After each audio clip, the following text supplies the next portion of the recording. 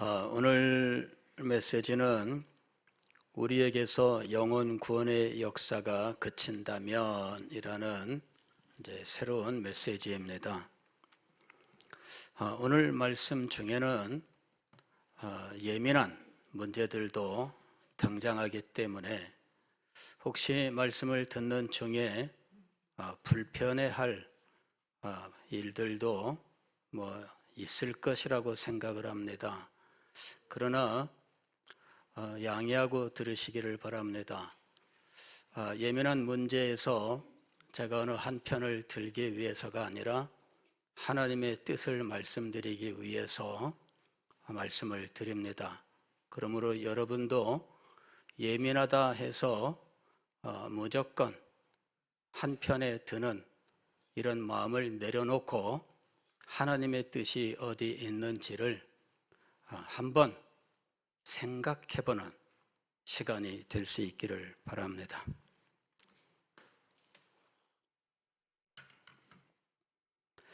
이번 주에 제가 제 서재를 쭉 둘러보면서 마음에 끌려서 손에 들게 된 책이 오스왈 스미스의 구령의 열정이라는 책입니다. 그 책을 꺼내서 들춰보는 가운데 책의 내용, 물론 제가 여러 차례 읽었고 또 우리 교회에서 예수마을에서 독서를 했었던 책이기도 하지만, 그러나 그 내용을 다시 한번 선 자리에서 쭉 살펴보았습니다.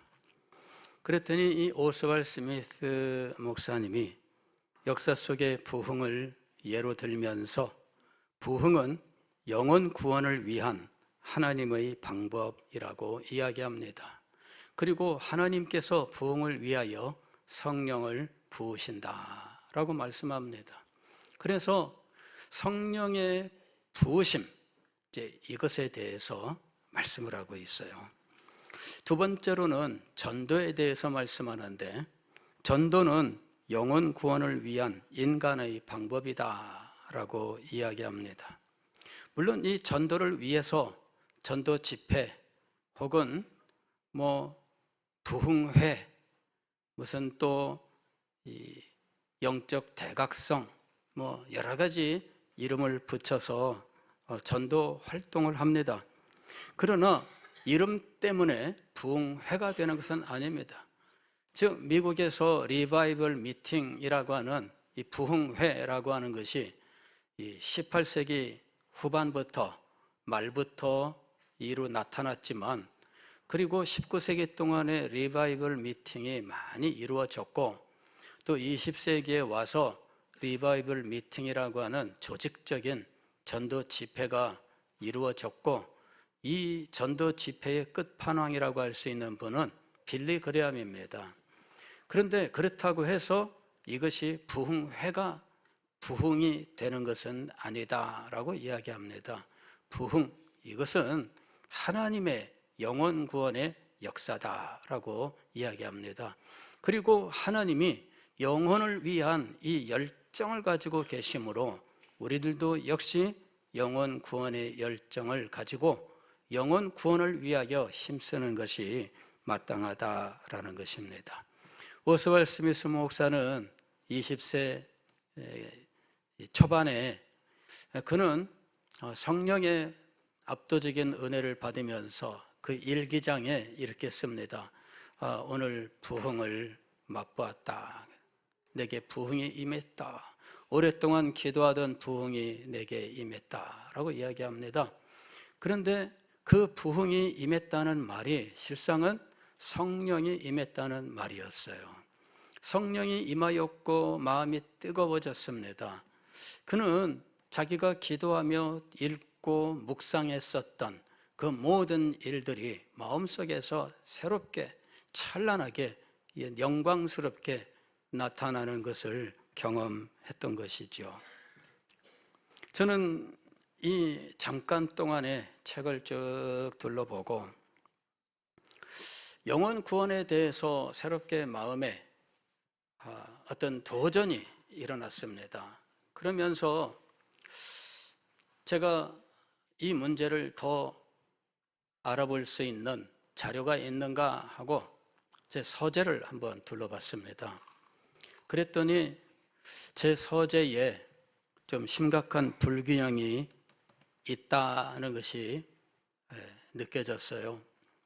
어떤 불균형이냐면은 영혼 구원의 문제에 대하여 말하는 책을 별로 갖고 있지 못하다라는 것이었습니다.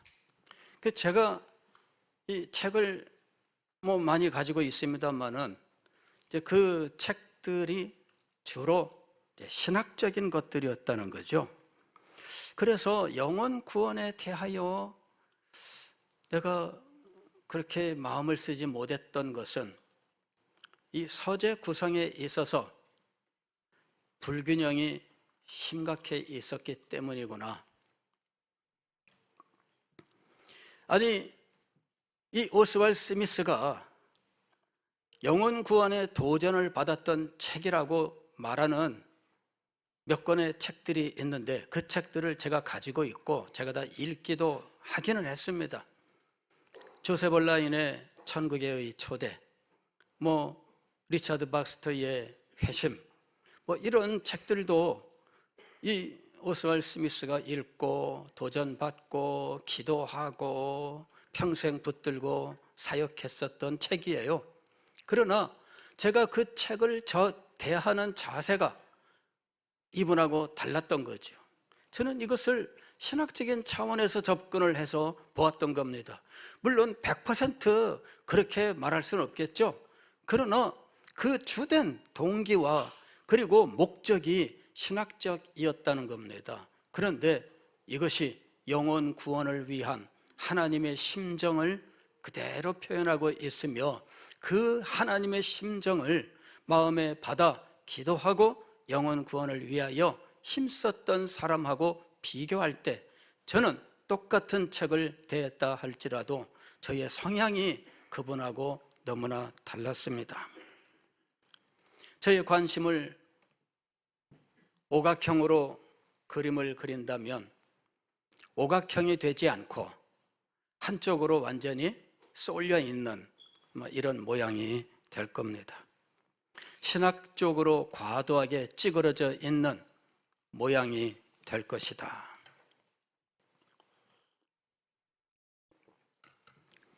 그래서 저의 모습을 반성을 했습니다. 내가 왜곡된 혹은 심각하게 균형을 상실한 상황에 처해 있었구나. 물론 제가 복음을 선포하지 않은 것도 아닙니다. 영혼 구원에 대해서 여러분에게 호소하지 않은 것도 아닙니다. 그러나 제가 저 자신을 냉정하게 평가해 볼 때 저는 심각하게 편향된, 그래서 저의 모든 모습을 오각형으로 나타낼 수 있다면 오각형이 아닌 심각하게 찌그러져 있는 모양일 것이라고 생각을 했습니다. 그러면서 저뿐만 아니라 이 시대의 목사님들과 장로님들과 권사님들과 성도들이 저와 마찬가지로 또 다른 면에서 심각하게 찌그러져 있는 모습이다라는 깨달음이 오게 되었습니다. 최근 우리나라 한국 교회의 상황은 상당히 심각합니다. 사회적으로 이런저런 전망을 할 수 있겠지요. 인구가 줄고 그리고 젊은 세대가 교회를 떠나고 하는 이런 여러 가지 일들, 사회적 상황이 교회와 연결되어 있어서 그 영향을 교회가 직접적으로 받고 있습니다. 그런데 이와 같은 교회의 현실이 이러함에도 오늘 우리들의 관심은 교회의 이와 같은 모습에 있지 않습니다. 저는 이 불균형이 굉장히 심화되었구나. 그리고 이 부분이 우리에게서 교정되지 않는다면 우리는 정말 이 사탄의 괴계에 빠져서 어찌할 줄 모르는 상황이 될 것이다 하는 생각이 들었습니다. 물론 제가 조금씩 여러분들에게 말씀을 드리기는 했습니다. 그러나 정말 영혼 구원이라고 하는 이 문제를 놓고, 즉 영혼을 살리기를 원하시는 하나님의 열정, 바로 이것이라고 하는 관점에서 우리 조국교회를 볼 때 우리는 너무나 심각한 불균형, 한쪽으로 심각하게 편향되어 있는 모습을 보여주고 있다. 이것이 우리들에게는 사회적인 위기보다 더 심각한 위기다라고 하는 생각이 들었던 겁니다. 목사님들의 단톡방이 있습니다. 여러 가지 공지사항을 알리는 것이지만 가끔씩 거기에 정치적인 이슈가 되는 유튜브들이 주소가 올라오기도 합니다. 그러면 그것이 싫은 분들은 또 싫다는 표시를 하게 되겠죠. 그러나 이 문제가 정말 심각하다는 이 마음이 막 불에서 이 속에서 불붙는 분들은 누가 싫어해도 상관없이 그걸 또 올리게 마련입니다. 이래서 어떤 분들은 나가기도 하고 그러면 다시 또 불러오기도 하고 이러면서 이 단톡방이 심각한 상황입니다.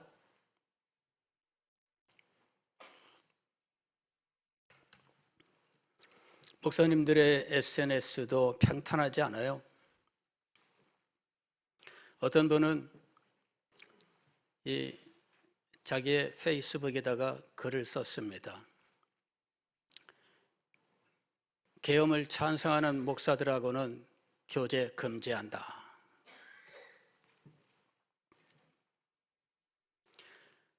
자기 페이스북에다가 그걸 올렸어요. 그분들하고는 이제 상관없다, 이제 그런 거죠. 그래서 이 목사님들도 정치적으로 자기의 입장을 밝히고 그 교제를 끊기도 하고 이어가기도 하는 이런 상황입니다. 정치적인 이슈들로 교계가 심각하게 혼란한 상황입니다. 장로님들도 권사님들도 집사님들도 정치 이슈와 사회 이슈를 가지고 혹은 문화 이슈를 가지고 우리 교회는 왜 그런 일들을 안 하느냐, 이렇게 불만을 가지는 분들도 계십니다.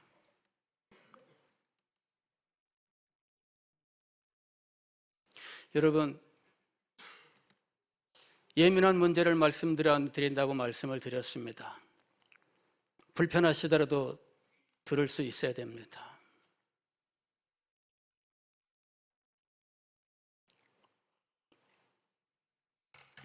제 주변에서 어떤 목사님이 정말 교회가 많이 부흥을 했어요. 그랬는데 이분이 어느 날 교회에서 이 대한민국 건국과 이승만 주제로 해서 설교를 했습니다.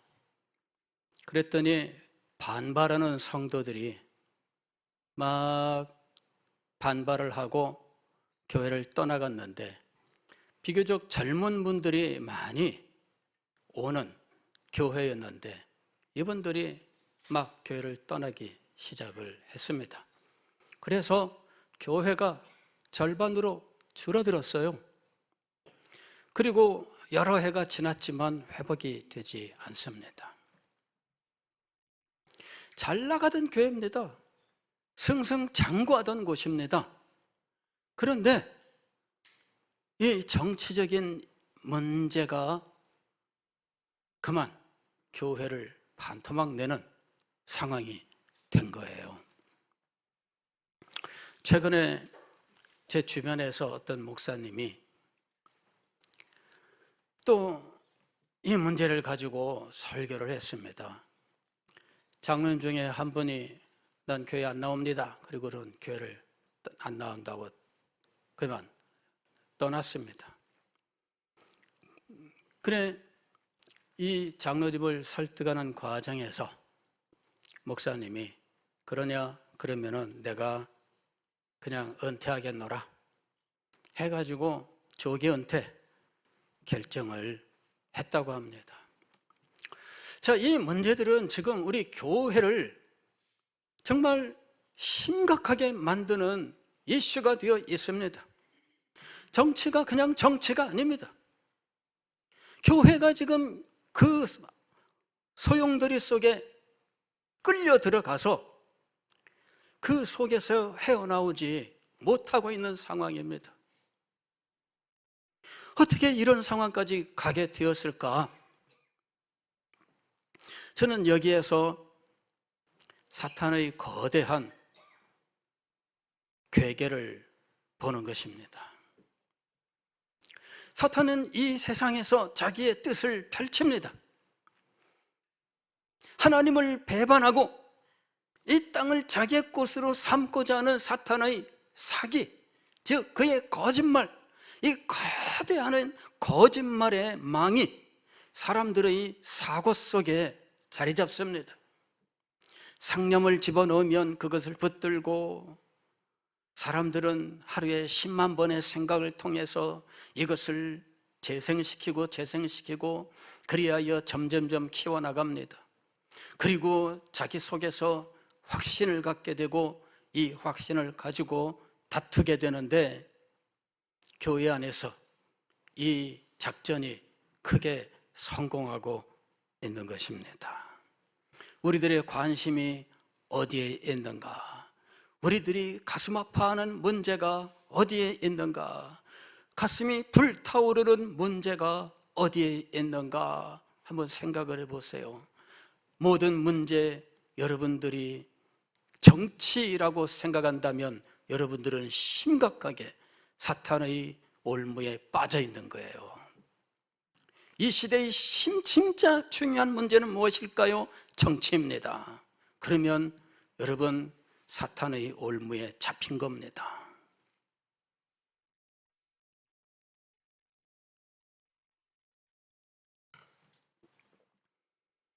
Passion for souls,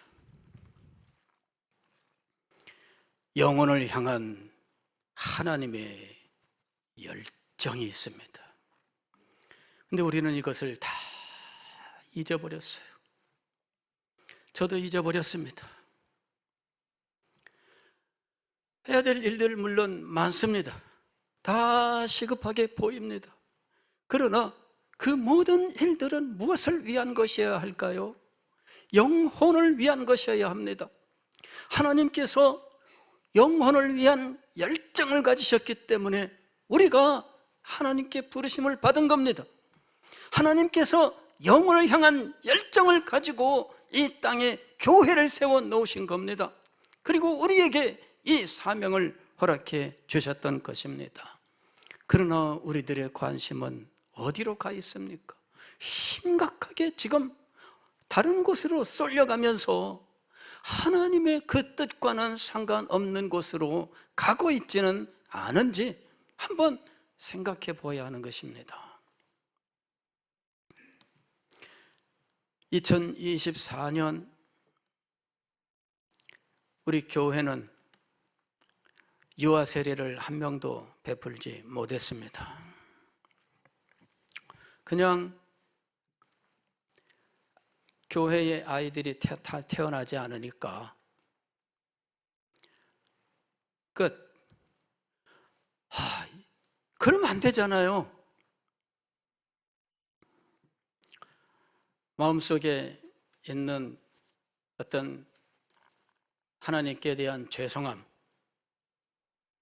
그리고 이 현실까지 이르게 된 일에 대한 어떤 굴욕감, 부끄러움, 이런 것들이 마음속에 있습니다.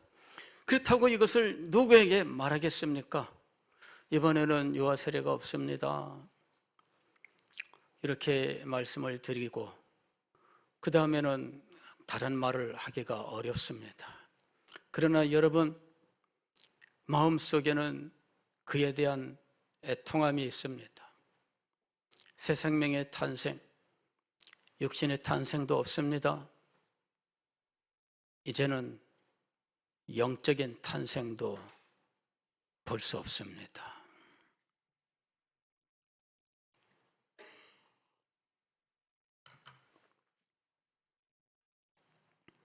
고민을 하고 있습니다. 세례 문답 시에 교리 문답이 중요하지만 그가 예수님을 믿는지 예수 그리스도를 구주로 영접하여 그의 마음속에서 그의 삶 속에서 나타난 영적 변화에 대하여 확인하지 않는 이러한 일들이 과연 정당한 것인가?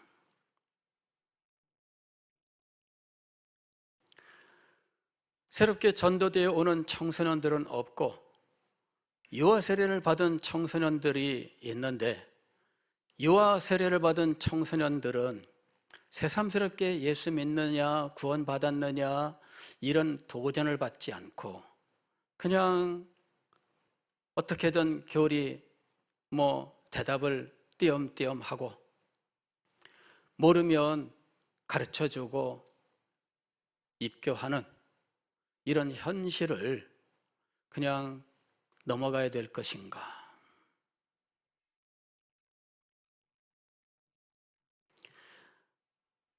그렇지 않잖아요.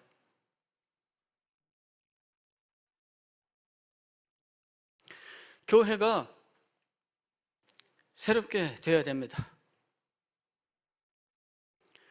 교회의 모든 것들을 새롭게 해야 됩니다. 교회는 조직을 유지하기 위한 기관이 아닙니다. 하나님께서 교회를 기관으로 유지하고 싶으셨다면 성경에 나오는 그 교회들 지금까지 존재하고 있었을 것입니다. 그러나 그 교회들은 사라졌어요. 왜? 하나님은 그 교회 조직을 중요하게 여기지 않으셨기 때문입니다. 그러나 조직을 중요하게 여기는 사람들이 있습니다. 사람들이 조직을 중요하게 여겨요. 우리 교회는 영원토록 존재해야 되겠다. 교회가 영원토록 존재할 이유가 어디에 있습니까?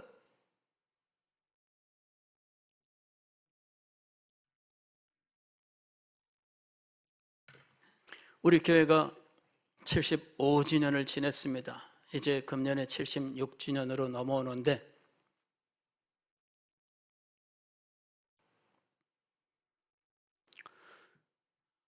그런 생각을 해봤어요. 80주년 때에는 좀 큰 생일 잔치를 해야 되려나. 그래봤자 몇 년 안 남았습니다. 속으로 또 다른 생각은 80주년이 무슨 대단한 거라고.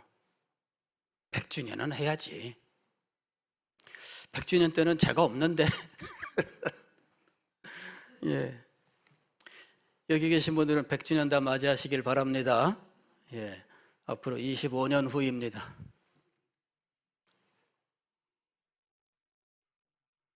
100주년은 돼야지. 또 그런 생각이 들어요. 우리는 몇 주년을 기념하기 위해 존재하는 거 아니잖아요. 교회는 없어질 수 있어요. 저는 없어진 교회를 다닌 적이 있습니다. 중학생 때, 중학교 2학년 때, 초등학교 때 교회를 다니다가 몇 년 교회를 안 나갔습니다.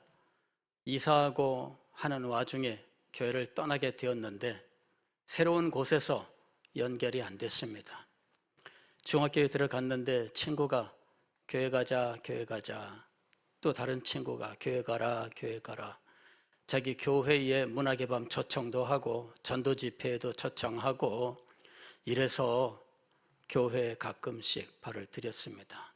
그러다가 그래 교회 가자 해서 친구 교회를 가는데 집에서 버스를 타고 서울 제가 면목동이라고 하는 이 면목 없는 동네에 살고 있었는데 거기서 창신동까지 교회를 다닌 거예요. 버스를 타고. 근데 교회 갈 회수권, 그 당시에는 회수권입니다. 야, 이거 한 장 이게 아쉬운 때였거든요. 그래서 교회 가기 위해서 제가 학교를 걸어 다녔어요. 회수권을 아끼기 위해서. 4km 이상 되는 학교를 걸어서 한 번 갔다 오면 교회를 한 번 갈 수 있는 거예요.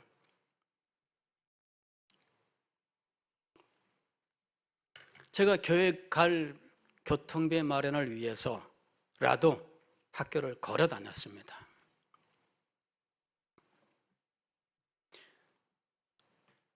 그랬는데 어느 날 중학교 2학년이 되었는데 목사님이 교회가 없어진다 그러더라고. 2층 교회, 자그마한 교회였는데 그러면서 내일 우리 교회 마지막 예배니까 다 오라. 이래서 주일날 교회를 갔습니다. 그랬더니 이분이 내가 여러분들에게 마지막 설교인데 평생 동안 이것 하나만 기억하십시오. 이러면서 너희가 내 안에 내 말이 너희 안에 거하면 무엇이든지 구하라 그리하면 이루리라.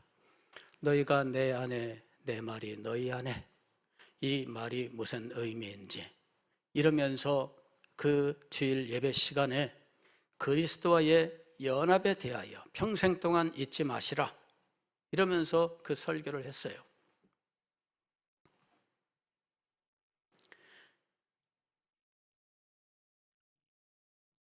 예배를 마치고 화장실에서 많이 울었습니다. 눈이 퉁퉁 부어가지고, 그리고 우리 흩어지지 말고 같이 한 교회를 가자 이렇게 갔다가 한 명씩 떨어지고 제가 마지막까지 남아있다가 다 떨어지고 난 다음에 혼자 있기도 그래요. 그래서 교회를 안 나갔어요. 고등학생이 되었는데 미션 스쿨이 됐습니다. 서울 대광고등학교. 알고 봤더니 과거에 우리 친구가 자기 교회에 문학의 밤 초청했을 때 제가 그 교회를 갔다가 오는데 학교가 바로 그 옆에 있었어요. 학교 강당에 십자가가 크게 이렇게 있는데 그걸 보면서 야, 이 학교는 교회가 있네. 이 학교 오면은 좋겠다. 그러면은 학교 간다 그러고 교회 오면 되지 않나 생각했는데 학교 담벼락을 따라서 골목길 이렇게 가다가 문득 아하, 지금은 뺑뺑이 시대지. 즉 고등학교 추첨 시대로 변한 거예요. 그래서 이 학교를 못 오겠구나 생각했는데 제가 그 학교를 간 겁니다. 그때는 생각 못했어요. 한 1년, 2년 지난 다음에 생각이 났습니다. 아, 그때 중학교 1학년 때의 가을의 문학의 밤, 그때 내가 가면서 생각했던 그 학교구나. 할렐루야. 하나님의 인도하심이에요. 여기가 기독교 학교요 미션 스쿨이기 때문에 난 교회 가야 된다 해서 동네 친구들하고 얘기하고 교회를 가기 시작했습니다. 고등학교 입학하고 교회를 가고 그러면서 신앙생활을 해서 오늘까지 이르렀습니다. 교회를 잃어버린 경험이 있습니다. 제가 다니던 우리 교회가 없어졌어요. 개척교회입니다. 도저히 유지할 수 없어서 목사님이 늘 그 교회를 유지하고 싶지 않았겠어요? 그러나 방도가 없습니다. 우리 서대신 교회는 괜찮겠죠? 아무 문제 없겠죠?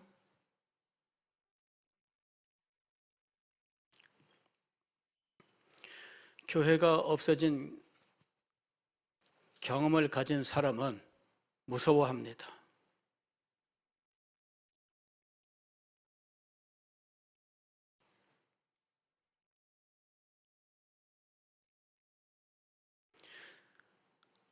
우리 교회가 주님 오시는 그날까지 살아있는 교회가 되기 위하여 우리에게 진정으로 있어야 할 것은 무엇인가? 생명의 역사예요. 생명의 역사가 있어야 됩니다. 그렇지 않으면 살았다는 이름은 가졌으나 실상은 죽은 교회가 될 것입니다. 생명의 역사가 그쳐버리면 어떻게 될까요? 새 생명의 탄생이 없는 교회라면 어떻게 될까요? 영적인 탄생, 중생이 없고 영적인 탄생의 경험인 회심이 없고 진정으로 그 마음의 뜻과 생각이 변화되는 역사가 그친다면 새로운 생명을 얻는 영혼들이 이 교회로 들어오지 않고 그냥 우리들끼리 이곳에서 있다가 자연 소멸되어 나가는 것을 무기력하게 보고 낙심하고 있다가 무너져 버리는 상황이 되어버리면 어떻게 될까? 그게 먼 훗날의 일일까요? 저는 사탄의 괴계가 얼마나 성공적인지 하는 생각이 들었어요. 교회의 현실이 이러한데 교회에 책임을 가지고 있다고 하는 이 중요한 위치에 있는 분들의 관심이 영혼 구원에 있지 않고 영혼 구원의 역사가 일어나지 않는 교회의 현실을 외면하고 다른 것에 불타오르는 이런 모습들 보면서 이건 아니다 생각이 든 거예요. 다른 것에 불타오르는 이 심정들, 여러분 이게 정상입니까? 제가 컴퓨터에서 유튜브를 통해서 여러 가지를 확인하는데 거기 보면은 유튜브라고 하는 곳이 관심 가진 곳 중심으로 뜨게 돼 있습니다. 어쩌다 한번 클릭하면 그거에 관계된 것들이 또 쭉 뜨게 돼 있어요. 제가 정치 이슈 부분을 다 지웠어요. 뜨는 것마다 다 채널 추천 안 함, 채널 추천 안 함, 채널 추천 안 함, 채널 추천 안 함, 다 지웠습니다.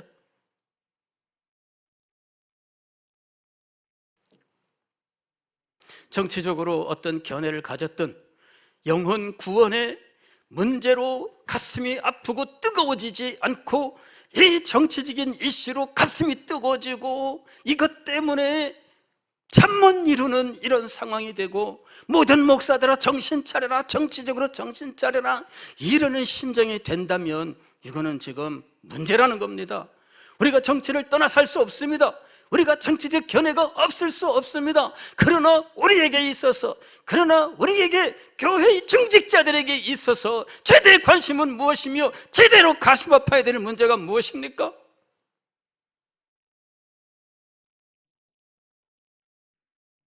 다 지워버렸습니다. 다 지워버렸습니다. 뜰 때마다 계속해서 채널 추천 안 함, 또 뜨면 채널 추천 안 함, 계속 지웠습니다. 그랬더니 안 뜹니다.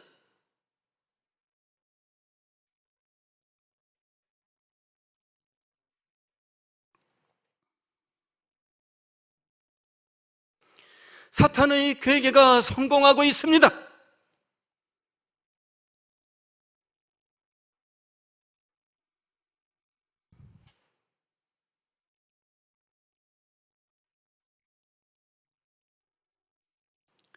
교회에 평생 헌신했던 분들이 정치 속에 매몰되어 교회 현실에 눈 감아버리고 교회 현실에 가슴 아파하지 않는 이러한 상황이 된 것은 사탄의 괴계가 성공했다는 것을 의미하는 겁니다.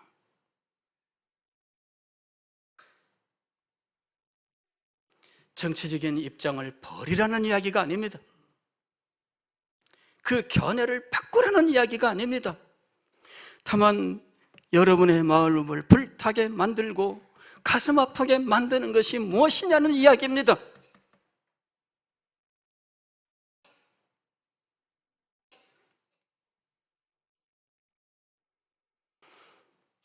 주님께서 우리의 눈을 뜨게 하시기를 원합니다. 주님의 그 심정이 우리의 마음에 느껴질 수 있기를 바랍니다. 영혼을 구원하기 위하여 독생자를 아낌없이 보내신 하나님의 사랑은 하나님의 열정이며 하나님의 애타는 심정입니다. 그 심정이 우리들에게 느껴질 수 있기를 바랍니다. 하나님의 교회는 이것이 없으면 안 됩니다. 하나님의 교회는 생명이 구원받는 곳입니다. 하나님의 교회는 새 생명이 탄생하는 곳입니다. 하나님의 교회는 영적으로 변화되는 곳입니다. 하나님의 교회는 세상을 변화시키는 곳입니다. 그 모든 일들을 위하여 우리들은 영혼 구원의 열정을 회복해야 할 것입니다. 기도하겠습니다.